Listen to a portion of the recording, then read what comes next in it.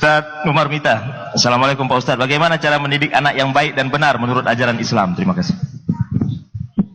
Bismillah. Sebelum kita menjawab pertanyaan itu, saya izinkan untuk menjawab pertanyaan yang pertama ya Ustadz, yang dititipi dengan anak tunarungu. Saya kalau boleh berbagi kisah, saya juga mendapatkan titipan dari Allah. Dua kakak saya dilahirkan Down syndrome. Pertama umurnya 53 tahun, yang kedua 43 tahun. Kalau boleh kita katakan beliau-beliau ini umurnya sebenarnya 3 tahun tapi terjebak pada tubuh orang dewasa. Inilah yang menjadikan saya ingin berbagi kisah bahwasanya tidak ada wanita yang paling sabar yang saya pernah temukan kecuali adalah ibu saya. Karena sesungguhnya seumur hidupnya beliau, karena malamnya beliau meninggal dunia karena serangan jantung, sorenya beliau masih memandikan kakak saya selama 50 tahun, tidak pernah beliau jeda. Tidak punya pembantu, tidak punya partner untuk kemudian membantu beliau kecuali beliau dengan bapak. Ada satu hal yang saya cari dulu ketika saya dari SMP kemudian ke pondok pertama kali. Yang saya cari pertama kali adalah bagaimana kalau kita punya anak ditakdirkan oleh Allah dalam kondisi kurang ataupun berkebutuhan khusus kayak Down syndrome, cerebral palsy, autis dan lain sebagainya. Saya mendapati pernyataan dari para ulama-ulama Hanabilah.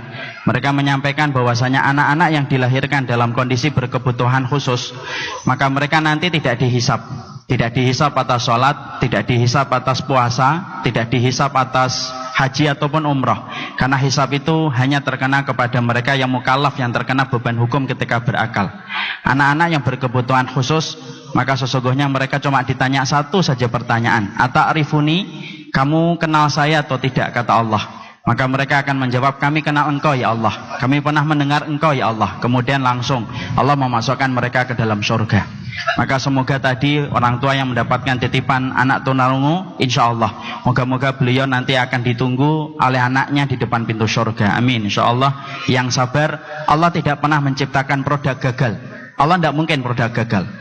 Pabrik aja enggak, kemudian pabrik yang semakin terkenal saja semakin minim ketika memproduksi produk gagal.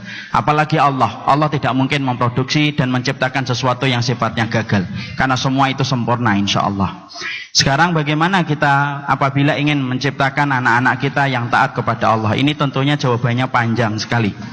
Maka yang saya ingin sampaikan yang paling penting adalah bahwasanya bagaimana kita ketika ingin mendapatkan anak yang solih, perhatikan setiap harta yang kita bawa untuk kita suapkan kepada anak kita, maka pastikan itu adalah harta yang betul-betul halal. Karena sesungguhnya harta yang halal yang kita suapkan kepada anak kita, itulah daging yang akan membentuk bagaimana daging itu menyambut setiap panggilan Allah dan Rasulnya itu dengan begitu cepat ketika daging yang membentuk anak kita datang dari sesuatu yang halal. Ibnu Rajab Al-Hambali mengatakan intinya hadis Nabi itu ada 3. 1, hadis Umar bin Khattab, yaitu adalah bagaimana kita menjaga niat. 2, hadis Aisyah, memastikan setiap apa yang kita lakukan ada dalilnya. Dan yang ketiga, hadis dari Nu'man, bagaimana kita memastikan apa yang kita makan adalah sesuatu yang sifatnya halal. Makanya kalau bapak ingin menciptakan anak yang halal, pastikan menciptakan anak yang solih, pastikan makanan kita adalah makanan yang halal. Saya teringat salah satu ulama besar namanya Abdullah bin Mubarak. Nama bapaknya itu Mubarak. Kenapa bisa mendapatkan anak yang luar biasa, yaitu adalah Abdullah bin Mubarak? Maka Mubarak ini dulunya adalah penjaga dari sebuah kebun. Maka kemudian dia diperintahkan untuk menjaga kebun itu. Dia jaga kebun itu begitu lama. Sampai kemudian pemilik kebun itu mengatakan, ambil buah yang paling manis dari kebun yang kamu jaga. Maka diambillah beberapa buah, disajikan kepada pemilik kebun itu. Ternyata ketika dicicipi sama pemilik kebun itu, maka tidak ada yang manis. Pemilik kebun apel itu, pemilik kebun itu marah. Saya suruh kamu untuk mengambilkan yang manis, tetapi semua buah yang kamu ambil itu semuanya masam. Kemudian Mubarak berkata, maaf wahai tuanku dan majikanku, aku tidak bisa membedakan mana itu yang manis dan mana itu yang masam. Kemudian pemiliknya itu tidak percaya. Emang kamu tidak pernah mencicipi buah yang kamu jaga? Tidak pernah. Tidak pernah mungut yang jatuh? Tidak pernah. Kenapa kamu tidak pernah ngambil sesuatu dari buah yang jatuh? Karena perintahmu adalah menjaga dan engkau tidak pernah perintahkan kepadaku untuk memakan satupun dari buah itu. Karena tidak ada izin darimu, saya tidak mau makan. Masya Allah, pemilik kebun apel ini langsung tahu ini orang solih. Maka langsung dinikahkan dengan putrinya. Lalu ketika nikah, maka lahirlah seorang anak yang diberikan nama Abdullah bin Mubarak, salah satu ulama tabi'in yang begitu besar. Dan seluruh para ulama mengatakan karena kebersihan makanan dari Abdullah dari Mubarak, ketika dia menjaga perutnya, lahirlah Abdullah bin Mubarak. Umar bin Abdul Aziz, itu kata Ibnu Qudamah, lahir karena neneknya yang menjaga perutnya. Ketika menjual susu, ibunya ngomong, "Mbok dicampur susu itu dengan air." Kemudian putrinya yang menjual susu itu berkata, "Tidak.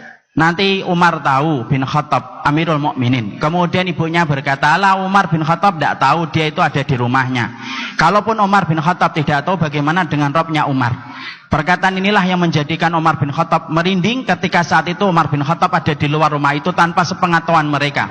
Langsung dibangunkan itu Asim putranya, lalu kemudian akhirnya disuruh pagi harinya untuk melamar wanita itu.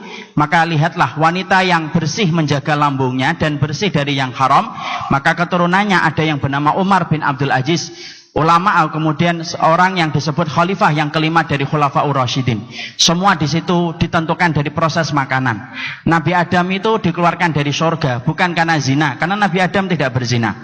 Bukan karena bunuh, karena Nabi Adam tidak membunuh. Bukan karena memukul, karena Nabi Adam tidak memukul. Tapi Nabi Adam itu dikeluarkan dari surga karena makan buah yang diharamkan oleh Allah. Cuma satu gigitan tok. Tapi cukup bagi Allah untuk mengeluarkan Nabi Adam dari surga bersama Hawa. Dipisahkan selama 200 tahun, kemudian baru kembali di Bukit Arafah setelah 200 tahun. Hanya karena satu gigitan buah yang diharamkan oleh Allah. Karena apa?